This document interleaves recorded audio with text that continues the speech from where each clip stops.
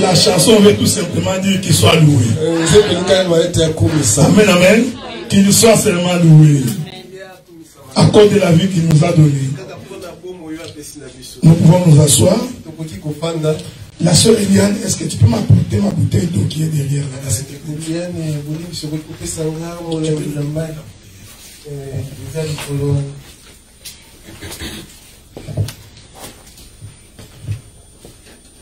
Que le Seigneur vous bénisse.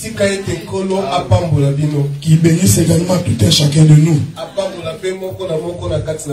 Nous sommes en train d'étendre doucement vers la fin du confinement.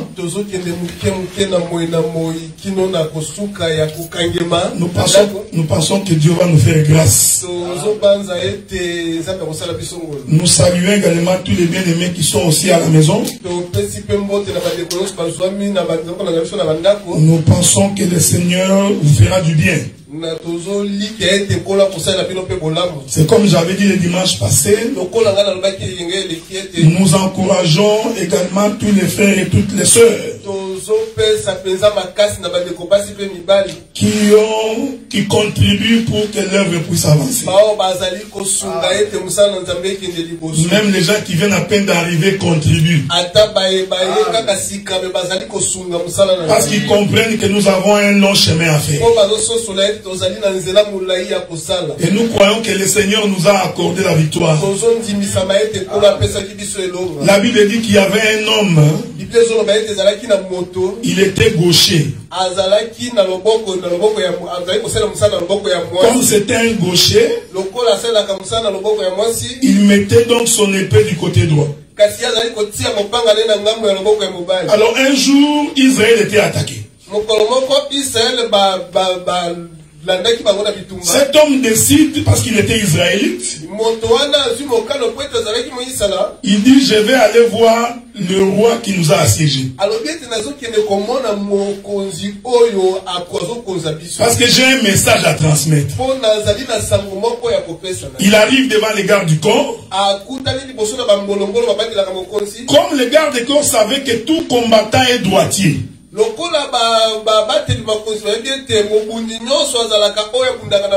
Parce que c'est la droite qui fait la force. Donc tout combattant, il regarde du côté droit. Et il sait que si tu es droitier, donc ton épée tu mettras ça à gauche pour te permettre de les faire sortir facilement. Mais ils avaient oublié que cet homme-là, lui, n'était pas droitier. Il était gaucher. Il a donc pris son épée. Il a donc mis du côté droit. Mais quand il arrive devant les gardes du corps, il dit, je voudrais voir le roi. Maintenant les gardes du corps vont fouiller. Mais ils ont regardé cet homme du côté gauche. Et ils ont compris qu'il n'y a pas d'épée. Alors que son épée était du côté droit. J'aime l'évangile, frère. Parce qu'il n'y a que dans l'évangile éternel que tu peux comprendre ces choses. Donc l'épée de cet homme était dissimulée du côté droit. Mais lui était gaucher. Or les gauchers, c'est la faiblesse. C'est pourquoi même on dit, pourquoi tu es faible comme une femme? Parce qu'on dit que la femme c'est la faiblesse. Est-ce que vous comprenez ce que nous disons? Donc le côté gauche, c'est le côté de la faiblesse. C'est là-bas qu'ils ont regardé. Ils ont trouvé qu'il n'y avait aucune épée. Or l'épée était cachée du côté droit. C'est pourquoi Paul dit que le Seigneur Jésus-Christ, dans sa faiblesse, il nous a donné la victoire. Pendant que le diable pensait que c'était fini, qu'il n'y avait aucune force, ils n'ont pas compris pourquoi Paul dit, quand je suis faible, c'est alors que je suis fort.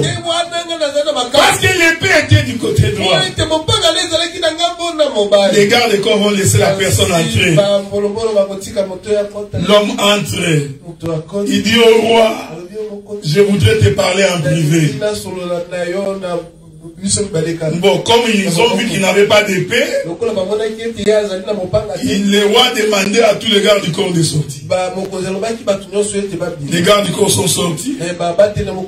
Cet homme va fermer la porte. Il s'approche du roi. Le roi aussi regarde du côté gauche. Il ne voit aucune épée. L'homme s'approche. Il retire son épée du côté droit. Il perce le ventre du roi. Le roi meurt. Il lui prend son épée. Il lui fait retourner dans son fourreau. Il ouvre la porte. Il salue les gardes du corps. Pendant qu'il gardait, le roi était déjà mort. L'homme sort. Est-ce que vous comprenez ces choses? Le diable a déjà été combattu. Sur la croix, il a été déjà vaincu. Mais les gardes du corps sont toujours là. Il ne faut jamais avoir peur des démons. Ce ne sont que des gardes du corps. Mais le diable a déjà été combattu. La Bible dit que quand cet homme est arrivé au camp des Israélites, il poussa un cri. Et Israël comprit que le roi qui les assiégeait était mort. La Bible dit qu'Israël a alors poursuivi ses ennemis. Et ils battirent les ennemis. Je voudrais t'encourager. En fait, nous avons déjà la victoire sur nos ennemis. Parce que le véritable gaucher, qui est l'Éternel, qui est le Seigneur Jésus-Christ, a déjà battu les gens. Il n'a aucun pouvoir sur nous. Mais les gardes-corps sont toujours là. Il ne faut jamais avoir peur du garde-corps. Les difficultés ne peuvent pas te décourager. Les problèmes ne peuvent pas te décourager. Les désirs de lâcher, que cela ne te décourage pas. Parce que le roi a déjà été tué, mais les gardes-corps font semblant de garder la porte. C'était une parole d'exhortation ce matin, pour que tu comprennes que tu es plus que vainqueur par celui qui te fortifie. Mais nous allons continuer notre marche. Je vous ai dit que je suis ici pendant longtemps. J'ai déjà parlé au pasteur pour lui dire que je suis ici jusqu'au mois de juin. Ne vous en faites pas. Les prédications ne peuvent pas finir. Parce que nous sommes en train d'avancer pour placer les bornes. C'est très important. Donc dans notre marche, nous expliquerons pourquoi la femme ne peut pas prêcher dans une assemblée de saints. Quand tu comprendras le pourquoi, tu comprendras pourquoi dans une assemblée de saints, la femme doit se voiler quand il prie. Donc ma soeur Ophélia, ne sois pas gênée. Toi tu dois être gênée, Rachel. Mais pas la sœur Ophélia. Mais je vais donner l'enseignement. Parce qu'il y a beaucoup de soeurs qui mettent les voiles sans comprendre pourquoi. Alors j'ai toujours dit que si tu ne comprends pas, n'aimez pas. Parce que tu vas devenir hypocrite. Donc, dans l'enseignement, nous allons expliquer pourquoi la femme se voit. Mais je vais commencer par pourquoi d'abord elle ne prêche pas. Parce que si tu comprends ça, tu comprendras ce qui vient après. Parce que c'est lié. Et je finirai par l'habillement de la femme. Les bijoux. Bien que je crois que dans la Bible, on ne parle jamais de bijoux. Donc il ne faut pas faire dire la Bible ce que la Bible n'a pas dit. C'est très important. La Bible dit que n'allez pas au-delà de ce qui est écrit. Donc nous allons d'abord lire ce qui est écrit.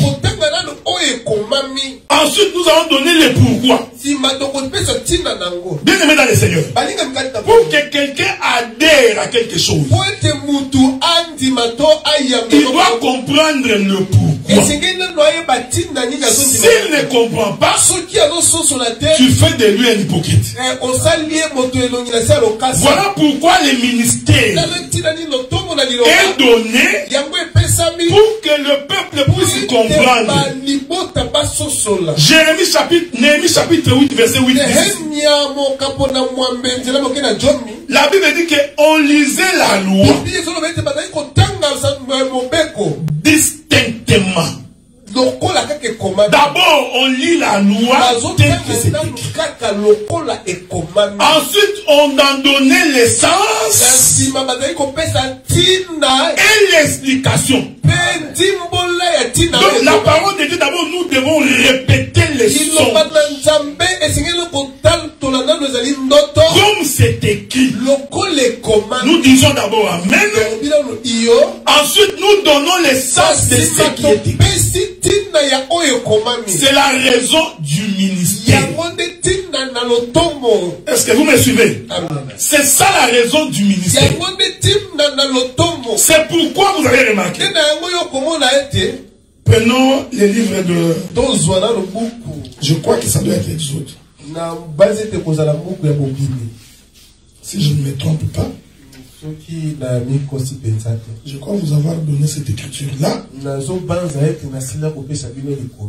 Allons voir ça un peu. Exode, je crois que c'était Deutéronome. Prenez-moi Deutéronome chapitre 10. Le verset 8. Commence par le verset 7 et verset 8.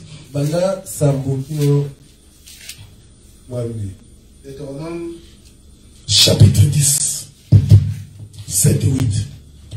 Deutéronome chapitre 10, verset 7 et verset 8. Je vais lire au nom de Jésus.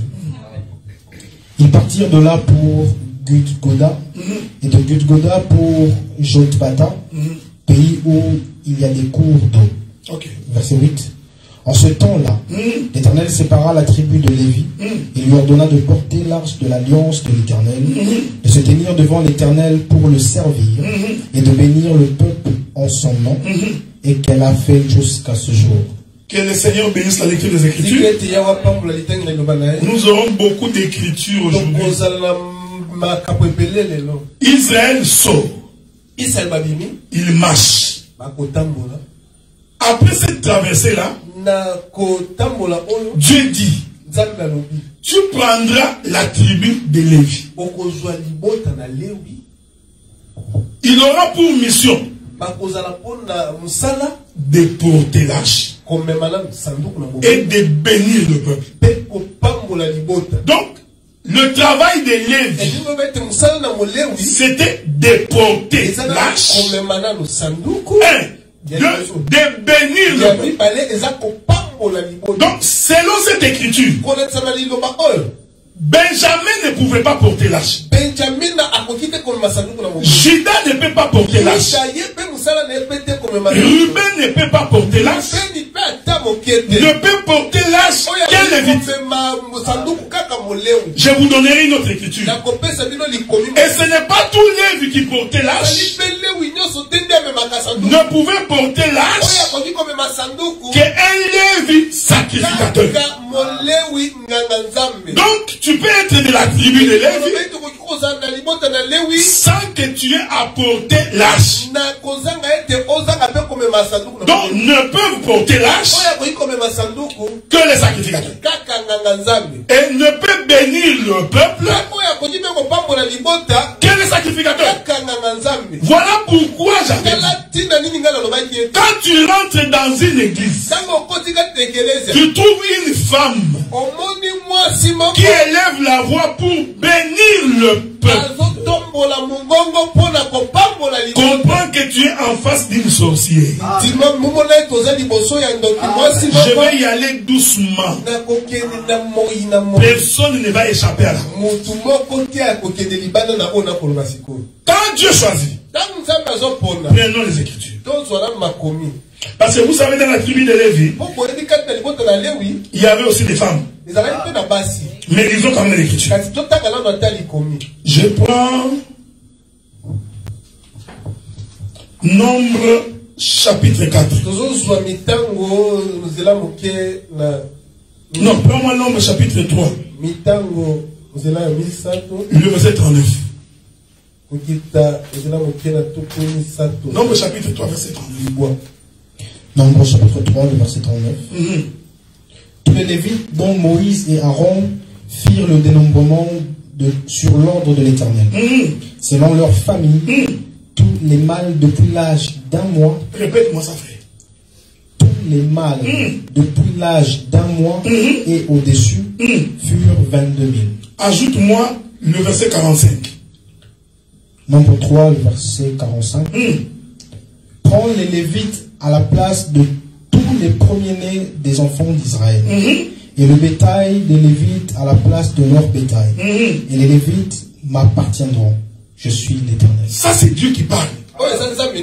Dieu dit ceci. Même quand tu entreras dans la tribu de Lévi, ne prends pas les filles. Prends les enfants mâles. Donc nous comprenons que n'importe quel âge en Israël, que les Lévites, sacrificateurs, et mâles. Amen. Bien aimé dans les seigneurs. Oh, qu'est-ce que signifie porter l'âge? La Bible dit qu'un jour Israël était en guerre avec les Philistins. Et ils étaient en train de perdre la bagarre. Ils ont ordonné qu'on aille chercher l'âge. Qu'on amène l'âge dans les champs de bataille. Quand l'âge est arrivé dans les champs de bataille, Israël poussa des cris. Bien aimé, je vais exhorter. Je vais exhorter. Le peuple ne peut pousser les cris seulement quand l'arche est au milieu d'eux. Ce n'est pas bien aimé. Pousser un cri à l'Éternel.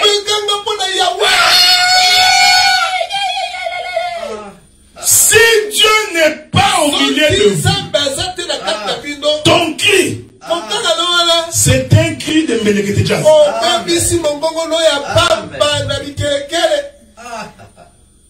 Donc la présence de l'âge donne l'assurance au peuple. Les Philistins ont posé la question.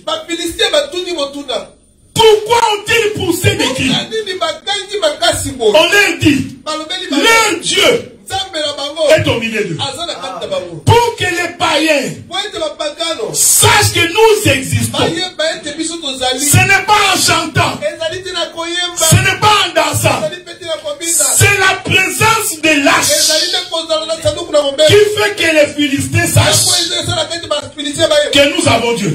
Et les Philistins ont dit que l'âge, c'est Dieu. En d'autres termes, les Lévites portaient Dieu. Voilà pourquoi pour traverser les Jourdains, la Bible dit que les sacrificateurs devaient porter l'arche. Ils vont mettre les pieds dans l'eau et la mer va se fendre. Cela veut dire, frère, sans l'âge, Dieu ne peut pas traverser. Personne ne peut abandonner le péché sans la parole. Ici, frère, la parole, ce n'est pas la morale. Parce que ton papa peut te donner la morale. Ta maman aussi peut te donner. Quand tu vois, ne vole pas, ne calomnie pas, ne faites pas, ne faites pas. Nous disons que ça, ce n'est pas la parole. Même le gouvernement canadien, il a mis des lois moralement bien. Mais quand nous parlons de l'âge ici, nous parlons de la parole de Dieu expliquée, interprétée par les sacrificateurs. C'est eux qui portaient l'âge. L'Écriture dit, c'est aux Lévites aussi de bénir le peuple. Je voudrais dire une chose, frère. Il est possible que maman Eugénie puisse me bénir. Elle peut me dire, docteur, sois béni. Elle n'a pas péché. La soeur Rachel peut me dire, papa de la sois béni. C'est pas un problème. Mais ici nous parlons de se tenir devant les gens, dans l'assemblée, et bénir le peuple. Deutéronome dit ceci. C'est à mon nom qu'il bénisse.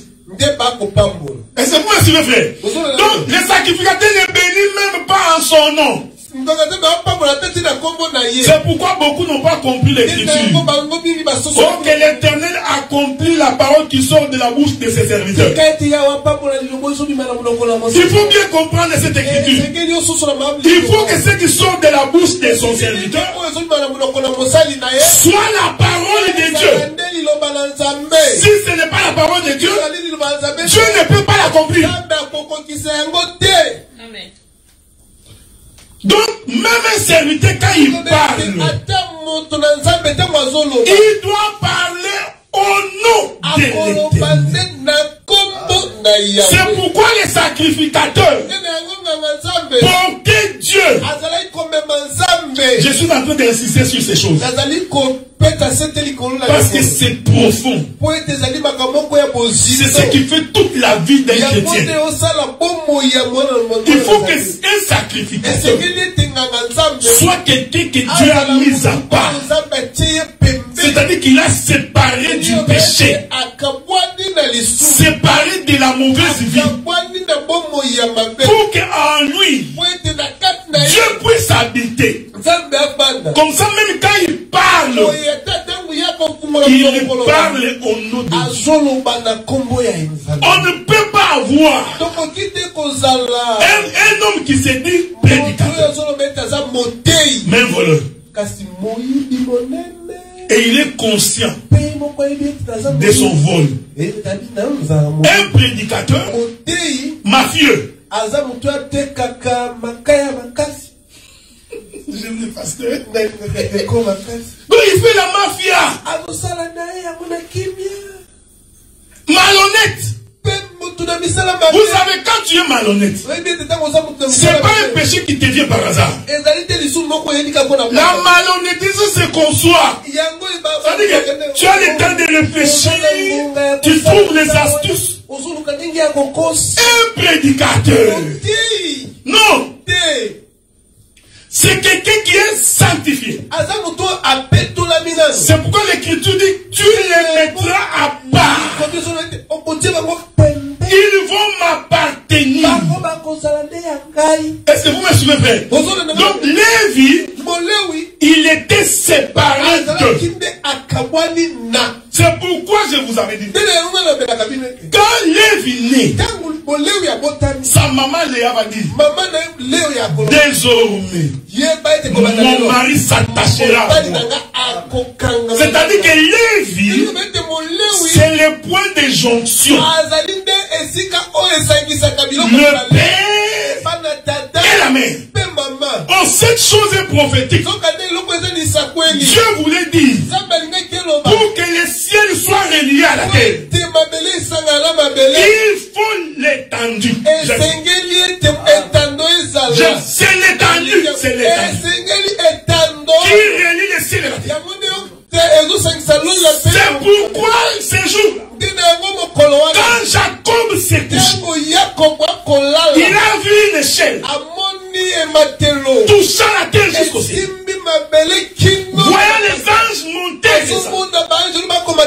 et Jacob dit, je ne savais pas qu'ici, c'est la porte du ciel.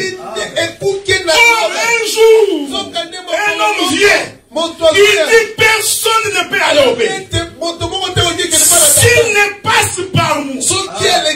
Donc je suis la porte du ciel. Ce que Jacob avait vu, c'était une échelle qui traversait l'étendue. Oh, cette échelle-là, c'était Jésus en personne. Pour dire qu'il reliera les ciels et la terre. Or, le ciel, c'est l'homme. La terre, c'est la femme. Je suis dans Matthieu, chapitre 4, verset 19. On posait la question à Jésus. Au commencement, est-ce que vous me suivez? Moïse nous avait dit, tu peux répudier une femme en épouser un autre. Jésus répond, n'avez-vous pas lu?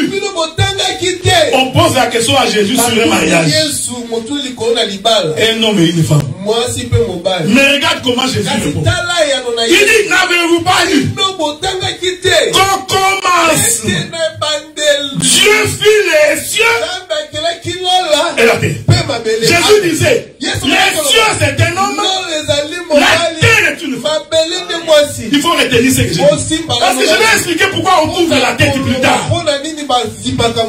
Parce que c'est le ciel qui donne la pluie à la terre. Dieu c'est un Dieu de perfection.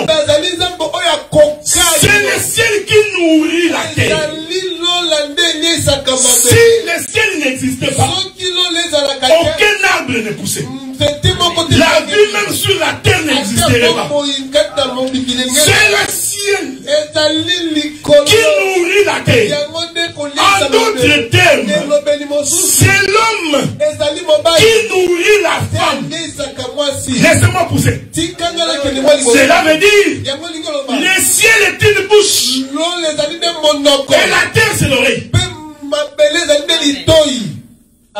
Voilà pourquoi, quand nous entrons dans la révélation, c'est Jésus qui est l'homme qui nous parle et nous, la femme, nous devons écouter. Une femme qui n'écoute pas, c'est une femme dangereuse. Une femme qui n'écoute pas la voix du mari, c'est une femme dangereuse. Je t'informe qu'il est sur le chemin de divorce. Parce qu'en plus de ne pas écouter, la Bible dit, il leur donna un esprit d'égarement. Parce qu'il ne voulait plus écouter. Naturellement, la femme est créée pour écouter et l'homme pour parler. C'est pourquoi la bouche est dans la tête. Retenez ce que j'ai dit. C'est pourquoi tu vas te voiler. C'est pourquoi Dieu a mis la bouche ici, dans la tête. Je sais que Paul dit. Paul dit ceci. Jésus-Christ est la tête du corps. Donc Paul lui, il sépare la tête du corps. Il ne compte pas la tête dans le corps. Il dit Jésus est la tête du corps. Et l'église c'est ça. Oh, l'église est une femme. Donc, quand Paul regarde, il trouve que ça là c'est un homme. Tout ça là, c'est la femme. Je vais aller. Je n'ai rien contre les femmes. Si tu es PDG, certainement que tu es plus intelligente que moi. Il y a même des sœurs qui sont plus intelligentes que moi dans cette église. PDG, comptable, tout ça c'est bien. Mais ici nous expliquons l'évangile. C'est la tête qui réfléchit. Le corps ne peut pas réfléchir. Dieu a fait en sorte que c'est dans la tête toujours qu'on réfléchit. Et quand la tête réfléchit, il donne l'impulsion au corps pour que le corps obéisse à l'ordre de la tête. Est-ce que vous me suivez? Ça c'est ça le mystère de la parole. Donc Lévi, c'était lui la bouche de l'Éternel. C'est pourquoi Dieu dit c'est Lévi qui bénira. Cet évangile ici, bénir, non bénir, bénir ne veut pas dire soyez bénis. Soyez bénis. Soyez bénis. Soyez bénis. God bless you. God bless you. Ça, c'est quelqu'un, c'est encouragé. Oui, oui, c'est encouragé. Quand Lévi bénissait le peuple, il le bénissait en lisant la loi. Donc lire la loi, c'est ça bénir le peuple. Pourquoi? Parce que l'écriture dit, je vais dire que c'est dans la bouche d'Isaac qu'on trouve l'intelligence, qu'on trouve la science. Ce n'est pas dans la bouche de quelqu'un d'autre. C'est dans la bouche d'Isaac. Donc celui qui veut bien marcher, il faut qu'il écoute la bouche d'Isaac. Ici, je ne fais pas l'apologie des prédicateurs physiques. Mais j'explique que le véritable prédicateur c'est Christ. Mais Christ a identifié ça par les hommes. Notre Père qui est aussi. J'ai entendu entendu quelqu'un comme ça. Bien aimé dans le Seigneur, nous allons nous mettre debout pour finir la prière d'aujourd'hui. Maintenant, nous allons dire la prière que Jésus nous a laissée. Toute l'église commence. Notre Père qui est aux cieux, que ton nom soit sanctifié, que ton règne vienne. Nous avons regardé ces gens. Nous avons dit certainement qu'ils ne comprennent pas les choses de Dieu. Ils sont en train de répéter alors que c'était tout un enseignement. Notre Père qui est aux cieux, il n'est pas sur la terre. Notre Père qui est aux cieux, que ta volonté du ciel se fasse sur la terre comme au ciel. Donc ce que nous devons voir sur la terre, ça doit être ce qui est dans les cieux. C'est pourquoi nous disons dans les cieux, la femme n'a pas prêché. C'est l'écriture. Dans les cieux, c'est Dieu qui a parlé. Et Dieu, quand il parle, il s'identifie au Père. Le Père a parlé. Ce n'est pas la maman, c'est le Père. Le cri du Père. Donc au ciel, Dieu s'identifie à l'homme. Mais cette volonté du ciel doit également se faire comme ça sur la terre. C'est pourquoi quand Dieu fait un corps pour Jésus, il n'a pas pris le corps d'une femme. Jésus est né dans la chair comme ça. Un homme. Parce que Dieu ne peut pas se contredire. Il dit tu prendras Lévi, les garçons, il va m'appartenir. Maintenant, si le peuple veut m'écouter, il doit écouter Lévi. Parce que c'est Lévi qui bénira le peuple. Donc c'est Lévi qui parlera à mon nom au peuple. C'est pourquoi Jésus disait, ce que j'ai dit et j'ai fait, c'est ce que j'ai vu le Père faire. Donc Jésus ne pouvait pas se contredire. Donc, bénir le peuple ici, ce n'est pas un exercice facile.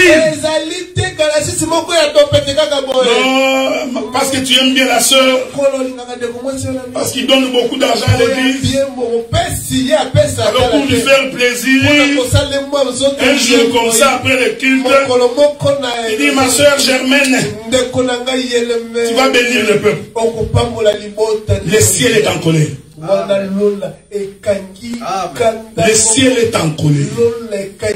C'est un modèle qui n'est pas le modèle de Dieu. Et ça énerve Dieu. Tu n'as même pas compris pourquoi les...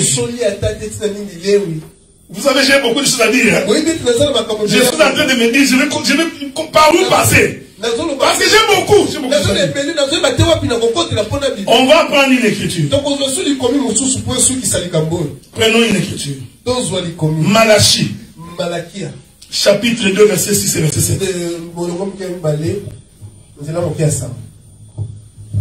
Malachie, chapitre 2, verset 6 et verset 7. Exact.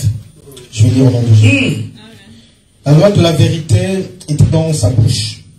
Et l'iniquité ne s'est point trouvée sur ses lèvres. Il a marché avec moi dans la paix et dans la droiture. Et il a détourné du mal beaucoup d'hommes. Verset 7. Car les lèvres du sacrificateur doivent garder la science. Et c'est à sa bouche qu'on demande la loi, parce qu'il est envoyé de l'Éternel des armées. L'Éternel ici dans Malachie, il définit le sacrificateur. Il dit le sacrificateur, il n'est pas dans l'iniquité. C'est quelqu'un qui marche dans la droiture. Donc c'est injuste. C'est pourquoi Paul dit, sur la terre, il n'y a aucun juste. Pas un seul. Le seul juste, c'était Jésus-Christ. Donc ici, Malachie voyait Jésus. Il dit ceci. C'est dans sa bouche qu'on demande la loi. Ce n'est pas pour rien que les pharisiens allaient tout le temps. Moïse nous a dit, qu'est-ce que toi tu dis? Il est écrit dans les livres de Moïse. Qu'est-ce que toi tu dis? En fait, ils allaient consulter les sacrificateurs pour comprendre la loi de Dieu. Mais l'écriture de Malachie dit ceci. J'ai fini là, il dit. C'est à sa bouche qu'on demande la loi. Parce qu'il est un envoyé de l'Éternel. Pardon, celui-ci c'était l'envoyé. Celui qui enlève les péchés, c'était l'envoyé. Donc nous comprenons que c'était Jésus en personne. Mais c'est Jésus-là était Lévite. C'est maintenant que je suis en train de descendre pour aller expliquer les 120 ans de Moïse. La Bible dit, quand tu es lévite, on va t'enrôler à l'âge de 25 ans. Mais pour commencer à exercer, tu dois avoir 30 ans. Lisons l'écriture. Prenons l'écriture.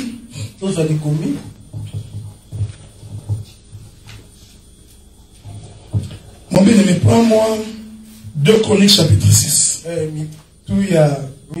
Non, 2 Chroniques chapitre 6. Non, chapitre 5. Le verset 12. 2 Chroniques chapitre 5, le verset 12.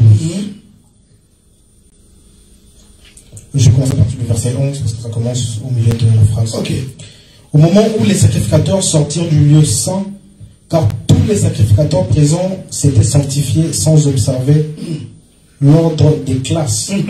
Et tous les Lévites qui étaient chantres, Asaph, Iman, Jéduthun, leurs fils et leurs frères, revêtus de bisus, se tenaient à l'orient de l'autel avec des cymbales, des luttes et des harpes.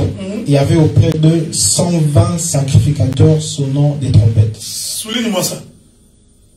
Il y avait 120 sacrificateurs qui sonnaient la trompette. Quand vous lisez les textes, il y en a qui jouaient de la harpe, des luttes, mais ceux qui sonnaient de la trompette étaient au nombre de 120. Je suis en train d'avancer pour expliquer l'âge de Moïse. Ajoute-moi Nombre chapitre 4 verset 3. Nombre chapitre 4 verset 3. Nombre chapitre 4 le verset 3. Compte les fils de Kehat parmi les enfants de Lévi selon leur famille, selon les maisons de leur père, depuis l'âge de 30 ans et au-dessus jusqu'à l'âge de 50 ans. Tous ceux qui sont propres à exercer quelconque fonction dans la tente d'assignation. Merci, que Dieu te bénisse. Cette écriture nous fait comprendre que pour commencer à exercer, il faut avoir 30 ans. Est-ce que vous me suivez, frère? Donc, un lévite, même s'il est déjà sacrificateur, depuis sa naissance, mais avant de commencer, il doit d'abord prendre 5 ans de formation. Et il est formé par d'autres sacrificateurs qui ont exercé avant lui. C'est-à-dire qu'il prendra 5 ans pour voir comment les aînés exercent. Mais à l'âge de 30 ans, le sacrificateur commence le travail. Est-ce que vous me suivez, frère? C'est pourquoi Jésus est venu se faire baptiser à l'âge de 30 ans. C'était pour dire que je suis sacrificateur. Suivez-moi attentivement, frère. Donc Jésus est venu se faire baptiser à l'âge de 30 ans pour dire qu'il est sacrificateur. Donc la sacrificature, c'est l'âge de 30 ans. Quand vous commencez les services, tu commences à servir Dieu. C'est pour dire ceci. Donc, quelqu'un ne peut pas s'autoproclamer sacrificateur. C'est pourquoi il est venu voir Jean-Baptiste.